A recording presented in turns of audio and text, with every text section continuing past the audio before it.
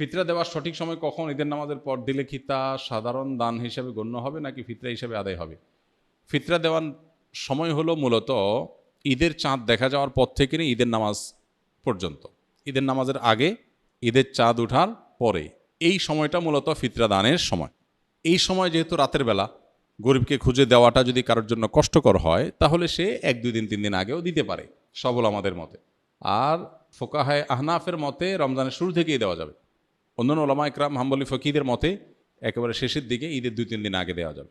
অতএব আপনি ভালো হয় চাঁদ রাতে দিলেন বা ঈদগাহে যাওয়ার আগে দিলেন, আর গরিব যাতে একটু প্রিপারেশন নিতে পারে, আগেভাগে ব্যবস্থা নিতে পারে, তারা 1-2 দিন আগে দিতে পারলেন, তার বাসায় পৌঁছে দিলেন, যাতে সে ঈদটা নিশ্চিন্তে উদযাপন করতে পারে।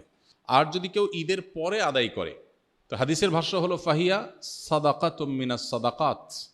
ঈদের পরে যদি কেউ ফিতরা দেয় তাহলে সেটাও দান, অন্য 10টা দানের মতো হলো, ফিতরা আদায় হয়ে যাবে। কিন্তু ফিতরা আদায়ের যে মাহাত্ম্য, যে মর্যাদা, এটা পূর্ণভাবে পেতে হলে তাকে ঈদগাহে ঈদের নামাজের আগে দিতে হবে। ঈদের নামাজের পরে দিলে আদায় হয়ে যাবে, কিন্তু ফিতরার যে মাহাত্ম্য সেটা পূর্ণভাবে সে আর পাবে না।